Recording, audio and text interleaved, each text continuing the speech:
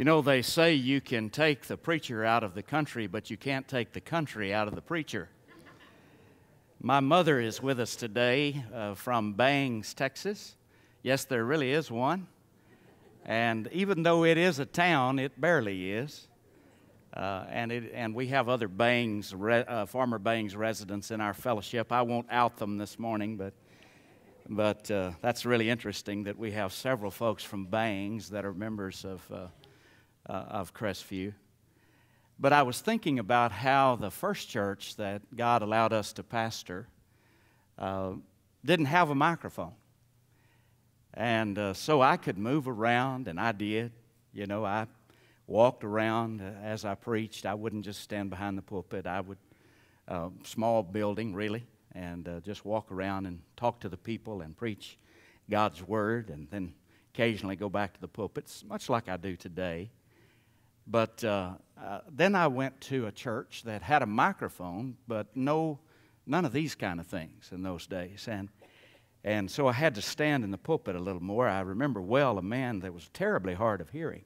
His name was Henry Lewis, and first time I'd preached on a microphone in years.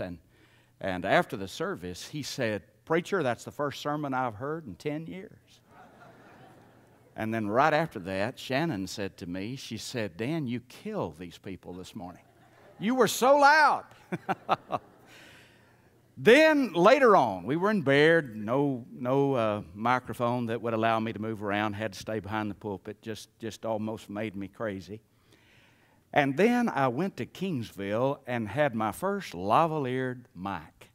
Now, y'all know what that is. It's a long cord, and you just sort of strap it around you. It looked almost like you were on a leash. And sometimes you'd have to keep that cord moving so you wouldn't step on it and fall down. But I could just roam all over the platform at Kingsville. I was enjoying it. I must have been enjoying it too much, because one day a little boy said to his mother, "What are we going to do if he gets loose?"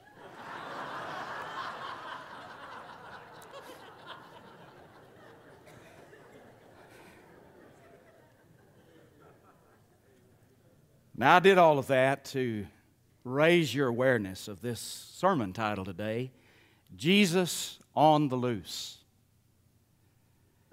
And I gave you the basis for that in the introduction that's in your bulletin. I wanted you to have that. John Masefield was Poet Laureate of England. From 1930 to 1967, for 37 years, he was regarded as one of the greatest poets of England, and one that would be their representative in many settings where he would be an advocate for important causes. He wrote a play called The Trial of Jesus.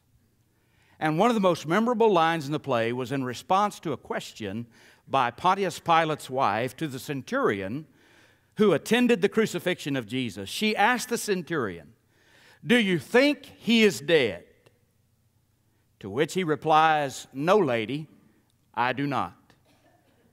Then she asks, "Where is he?" Longinus the centurion responds, "Let loose in the world, lady, where neither Roman nor Jew can stop his truth." You see why Masefield was so highly regarded. What a powerful truth that is.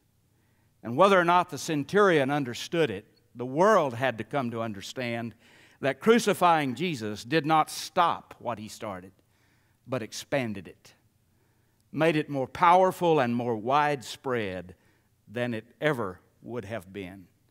And it was the resurrection of Jesus that ensured that that would be the case. I want to invite you today to the book of Acts. How else could we follow Easter Sunday than to think in terms of the message of the book of Acts? Someone put a title on it years ago, Acts of the Apostles. That's a mistake. That is not in the original. Acts of the Apostles is not in the original. It should be, if you read it very carefully, it should be the Acts of Jesus Christ through those who followed him. Not just the apostles, but all of the others.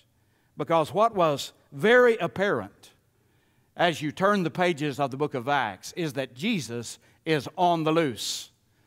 Just as the centurion in Macefield's play said, he was clearly loose in the world where no one could stop him. I want you to look first with me at chapter 4 of the book of Acts. We're just going to look at some selected verses and expound on some of those truths. I want you to look at verse 2 of Acts chapter 4. They were greatly disturbed because the apostles were teaching the people and proclaiming in Jesus the resurrection of the dead. They seized Peter and John, and because it was evening, they put them in jail until the next day. But many who heard the message believed, and the number of men grew to about 5,000. The movement, the church, was already alive and growing. The crucifixion of Christ had in no way stopped the growth of the church. Whatever the people thought on the day that Jesus entered triumphantly into Jerusalem, the reality is that the movement now is solidified. It is not just the excitement of the hour because a miracle worker is coming to town. It is people who recognize that it is dangerous to follow Jesus, and yet they follow.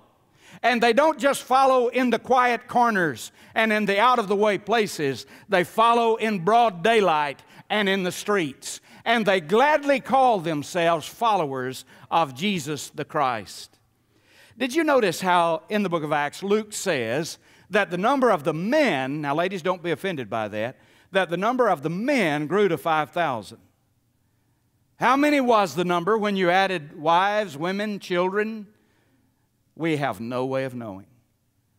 But already there are thousands upon thousands of followers of Jesus Christ, and we're less than 2 months out. Less than 2 months out, and the movement is growing rapidly. We find as we go on through the book of Acts that continues.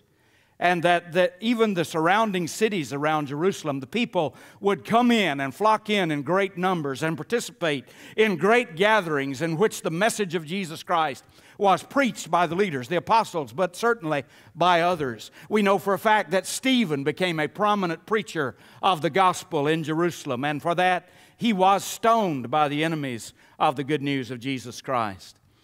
Do you realize that by the time Paul wrote Romans, now, are you with me still? By the time Paul wrote Romans, there is a dynamic, large, and aggressive church in the city of Rome. And Paul hasn't even been there yet. We don't even know who started the church at Rome. Did you know that? We don't even know how it began. Some speculate that it was started by Roman soldiers, some of whom were converted sometime around the resurrection of Jesus Christ, and as would often be the case, went back to Rome and shared the message, and other teachers went with them. We don't know. Some say from the day of Pentecost. We really don't know, but we do know that it was a vibrant church by the time Paul wrote Romans. If you want to do a little research on that, I don't have time to get into it, but Romans 16, that incredible list of names that Paul closes his letter to the Romans with, where he calls by name believers from around the empire who are in Rome as he writes the epistle to the Romans. In fact, we have a little hint in the 18th chapter of 1 Corinthians about just how strong the church in Rome had become by the time Corinthians was written. Now, I don't know if you're a student of when the various books of the Bible were written, but Corinthians was written around 51 or 52 A.D. And if you do the math, that is really soon after the resurrection of Jesus. I mean, for it to be in its form and be widely circulated. Do you know that the first written account of the resurrection of Jesus, so far as we know, is really 1 Corinthians? Now, not the stories and not the message of His resurrection, that was widespread. But the first written form of the resurrection, 1 Corinthians 15, if you want to find it, is usually regarded by scholars as the first written account. And it is quite detailed about the resurrection of Christ and His appearances. By the time Corinthians was written, the church in Rome is so strong. If you check Acts chapter 18, if you check Acts chapter 18, you will find that the church is so strong that there are riots widespread in the streets of Rome because the Jews are agitated because people are talking about Jesus Christ. And there's such a hubbub in Rome that even the emperor of Rome, the leader of the world, is so upset by it that he expels all the Jews, Jews and Christians. He expels all of them from Rome. And that's why Paul encounters Priscilla and Aquila in Corinth. Are you with me? Here's my point. Jesus, true to what I'm saying this morning, Jesus is making a greater impact after His death and resurrection than He ever did before. The world is hearing His name. People are encountering Him. Lives are being changed. I want to tell you something. I don't know how persuasive you are. You might be very persuasive. But you can't persuade people to change. I mean, not the kind of changes that Jesus Christ brings in lives. These lives were not being changed by the eloquence of the preachers. Peter was not eloquent. My goodness, when you read his epistles in the original tongue in which they were provided, you can tell the man wasn't highly educated, nor was he eloquent. Paul says right there in one of his epistles, he says, I didn't come with excellency of speech. I'm not known as a speaker. He regarded Apollos as a great speaker, but Paul didn't regard him. Listen, these transformations were happening because Jesus was walking the streets of Rome. He was walking the streets of the world, and wherever His message was preached, He was touching and changing people's lives. Well, we need to move on. I want you to find the 5th chapter, which I noted for you, and verse 12, a good beginning point to help us see in the book of Acts my premise that Jesus is on the loose. It says in verse 12, the apostles performed many miraculous signs and wonders among the people, and all the believers used to meet together in Solomon's colonnade. You know where that is? That is right there in the temple. I mean, that's an area of the temple itself. Not only are they not hiding in the shadows, they are right there in the seat of the power of Judaism. And they are preaching the message of Jesus Christ. No one else dared join them. People were afraid of them, even though they were highly regarded by the people. Nevertheless, more and more men and women believed in the Lord and were added to their number. As a result, people brought the sick into the streets and laid them on beds and mats so that at least Peter's shadow might fall on some of them as he passed by. Do you recall that happening with Jesus? Now, I know Jesus healed many, many, many, many. But I want you to notice that there is so much of signs and wonders happening through these early followers of Jesus that this kind of reaction is happening, even by people on the periphery. And those tormented by evil spirits, and notice this phrase, and all of them were healed. I didn't write the Bible, I just preach it. And all of them were healed. We need to keep reading here a moment. And you say, well, I've read Acts before. Yes, but let's read it and think about Jesus being loose in the world. Then the high priest and all his associates, who were members of the party of the Sadducees, were filled with jealousy. They arrested the apostles and put them in the public jail. But during the night, an angel of the Lord opened the doors of the jail and brought them out. Go stand in the temple courts, he said, and tell the people the full message of this new life. At daybreak, they entered the temple courts, and as they had been told, and began to teach the people. And when the high priest and his associates arrived, they called together the Sanhedrin, the full assembly of the elders of Israel, and sent to the jail for the apostles. But on arriving at the jail, the officers did not find them there, so they went back and reported, we found the jail securely locked with the guards standing at the doors, but when we opened them, we found no one inside. On hearing this report, the captain of the temple guard and the chief priest were puzzled and wondering what would come of this. Then someone came and said, look, the men you put in jail are standing in the temple courts teaching the people. At that, the captain went with his officers, and they brought the apostles. And I've underlined this in my Bible. They did not use force because they feared that the people would stone them. My, how the tables have turned. From Peter denying the Lord 3 times and the other apostles hiding out in the shadows, to the very people who are trying to stop this movement, being afraid that the crowds would stone them if they interfered. Jesus on the loose. Unstoppable. Unstoppable.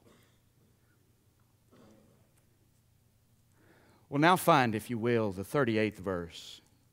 Acts 5:38.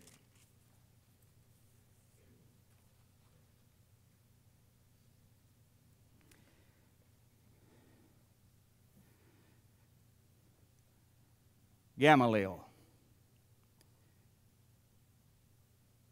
the great Jewish teacher and philosopher, the one that even Paul studied under before his conversion to Christ,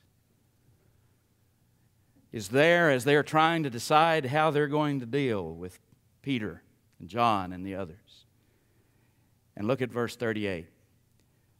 Therefore, in the present case, I advise you, leave these men alone. Let them go. For if their purpose or activity is of human origin, it will fail. But if it is from God, you will not be able to stop these men. You will only find yourselves fighting against God. There's no record that this great teacher was a Christ follower. He was a noted Jew. He continued to be a noted Jew, a wise leader. But unwittingly, he says words that are included in the inerrant Word of God. He says words that were divinely inspired of the Holy Spirit. And I've pointed that out to you from time to time, how even people completely outside the kingdom from time to time are anointed of the Spirit to say words that are included in your Bible, including pagan kings in the Old Testament. But unwittingly, he says something here that I think the world still hasn't figured out. Exactly when is this movement going to die of its own accord? When is this movement that the great teacher said, if it were not from God, it would die of its own accord, but if you fight against it, you might find yourself fighting against God? When will people decide that the test is completed and we have enough evidence, and those who fight against the truth of Jesus Christ are in fact fighting against God? Well, as far as I'm concerned, the test has been done. It's finished. But I thought it would be helpful for us today to talk about some things related to this. Did you know, for instance, that there are people today who are advocating that what we need to do in order to become a leader in the world of education is to abandon our archaic notions of faith in God? We could call some of their names: Richard Dawkins, Sam Harris, and the late Hitchens, Christopher Hitchens. And there are many others. But the reality is, as they say those things, the world is moving toward Jesus at an unprecedented pace. When I was a teenager, John Lennon famously said of the Beatles, if you don't know who that is, you know what's interesting? Do you know that there's a young generation now, when you say Beatles, there's a blank look on their face? They don't even know what that is. I mean, I was talking to one the other day, hadn't even heard of the Beatles, for crying out loud. You know, time gets away from us, doesn't it? But I remember John Lennon's famous remark. He said this: Christianity will go. We, talking about the Beatles, are more popular than Jesus now.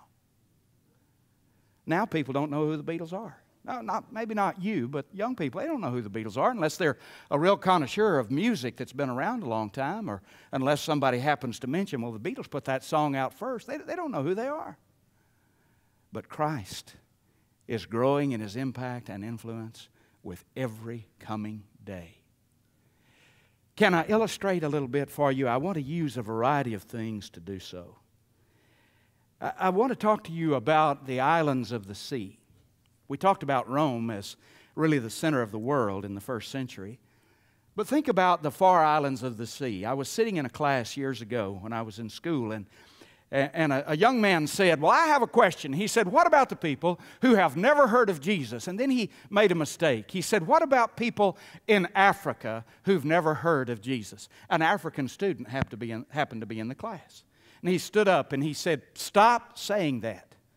That is utter nonsense to think about people in Africa who've not heard of Jesus.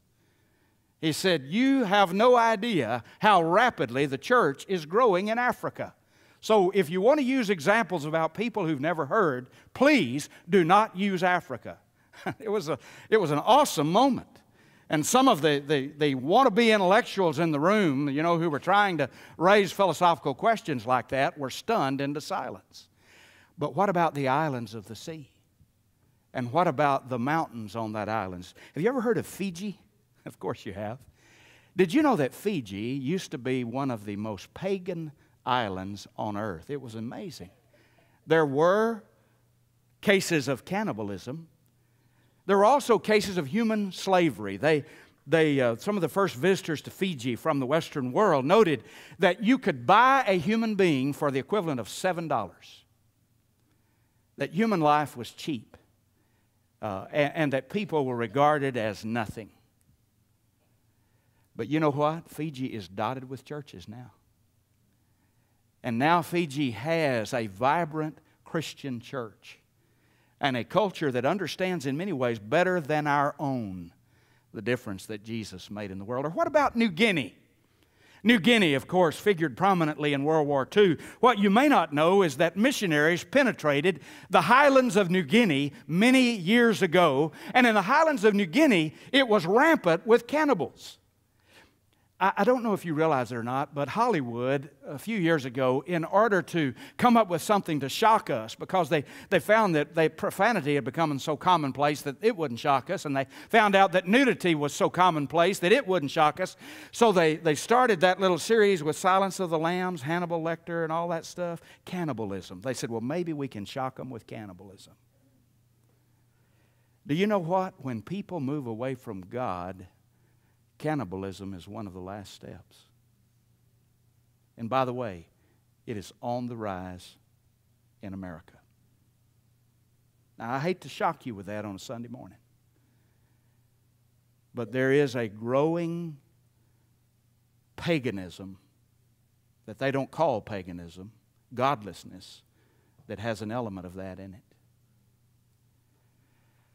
But when the gospel of Christ penetrated the highlands of New Guinea, and when those people began to come to Christ, the landscape, formerly dotted with shrunken heads and all kinds of other pagan symbols, became dotted with churches.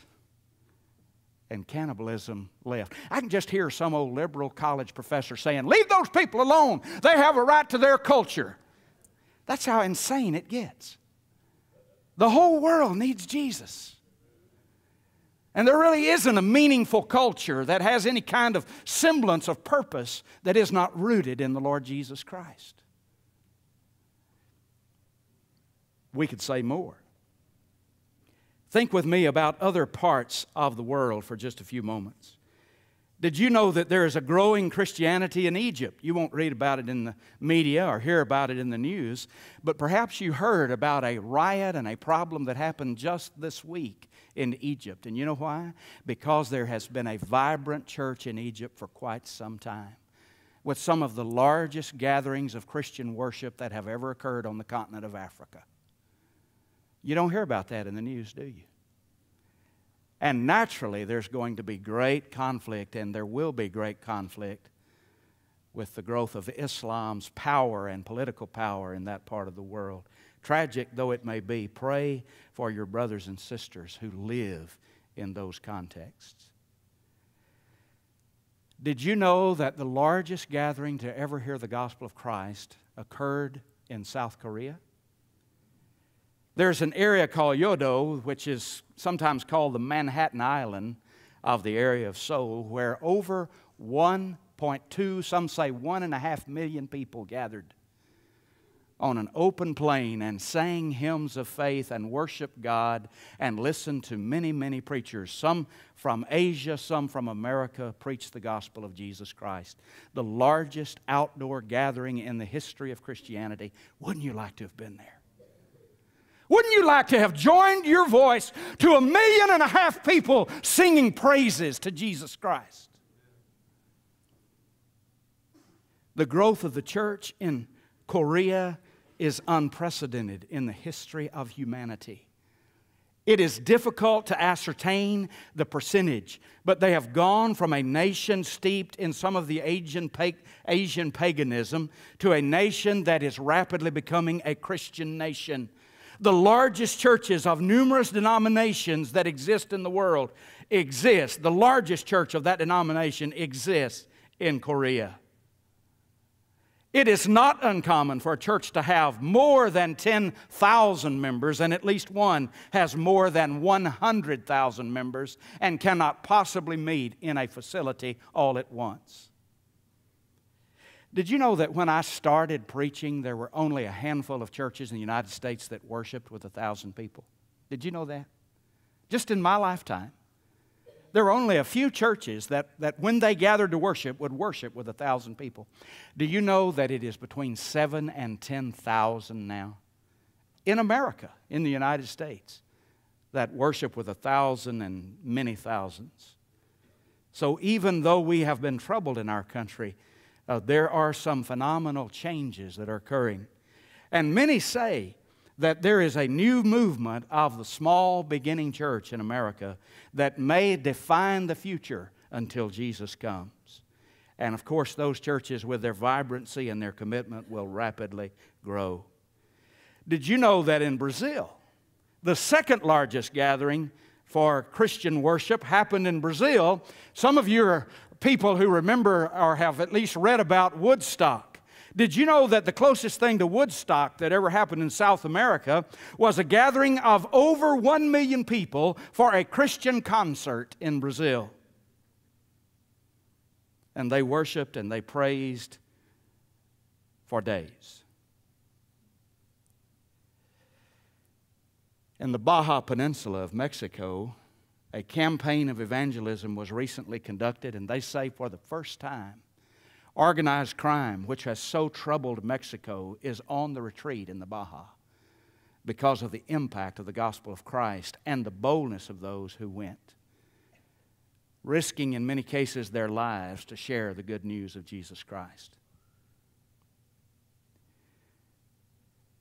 I could go on to mention the many, many former atheists, some who are members of Crestview Baptist Church, Georgetown, who, when they finally got around to investigating Jesus, discovered not only that the Bible is true, but that Jesus is alive. And in most cases I know anything about are not only followers of Christ, but actually outshine some of us who grew up in church. Could I name just a few that you might possibly have heard of? Have you ever heard of J. Bud Zizuski at the University of Texas, a professor of law, who's written a book called How to Stay Christian in College, in which he recounts his former atheism and now his passionate faith, and his desire that students, whether they're at UT or any of our other universities, not abandon their faith, but keep their faith alive and on fire in the midst of the college campus. He said he told one of his classes at the University of Texas one day that he was a Christian, just in passing. And he said, a student came to me in tears and said, "Thank you, thank you, thank you." I'd about decided that there wasn't anybody here who knew my Jesus. She said, my faith had been ridiculed time and time again. Thank you. J. Bud Zizuski is an example of a man who formerly ridiculed Christians and tried to persuade people to leave their superstitions behind, but who said, one day I became a horror to myself. I wrote those words down in my notebook. He said, I became a horror to myself. And I realized that the only explanation for my horror was that I was hideously lost and needed a Savior. And he committed his life to Jesus Christ. Lee Strobel, many have heard of him. There are so many and they are so alive in Jesus. And nobody argued them into the kingdom. They just began to investigate until Jesus stepped out into their very presence and called them unto Himself. So the old challenge, if it's of men, it'll die of its own accord. I think that challenge has been more than met. And those who reject the Lord are indeed fighting against God. They are. They don't know it. They would never say it that way. But they are fighting against God. Stand with me this morning. You know what I'm finding? I'm finding that many of the people who tell me, well, I just can't believe all that, I can't accept that, and I have lots of conversations like that. It's very prevalent in the Austin area, and it's in your high schools. It's not just adults, it's teenagers. But you know what I find when I really probe their remarks? They're not rejecting Christ or Christianity. They're rejecting Christians. They haven't seen enough evidence in our lives that what we say we believe is true. So let me close with these remarks. Be informed. Be informed. You need to know what's happening in the world. You need to know that an awakening of epic proportions is happening in the world right now. Right now. Be informed. Get involved. Get involved. Be a part of what God is doing. How would you like to stand before God in a few days? And it will be a few days, regardless of your age. How would you like to stand before God in a few days and God says, well, did you get involved in what I was doing when I was just shaking the whole world? And you said, well, Lord, I didn't even know it was happening. It wasn't on CNN, so I didn't know it was happening. How would you like to tell the Lord that you were on the sidelines or on the bench in this amazing day in which we live? And then finally, let me say, get real. Be real. People need more examples of someone who is genuine and real in their faith. Jesus is on the loose. Get real. Father, I pray today that we would recognize that what we see in Acts is really still happening. Lord, you are still transforming lives. You're actually still healing people and still doing things that are not explainable apart from you. Lord, I pray that if there's anyone here today who, though they would not admit it to anyone, is skeptical and is not real in their faith, God, that you would quicken them and awaken them to get a glimpse of you, Lord Jesus, and trust you with their whole heart today. For we pray in your name. Amen. We're going to sing together. We always want to give you an opportunity to respond.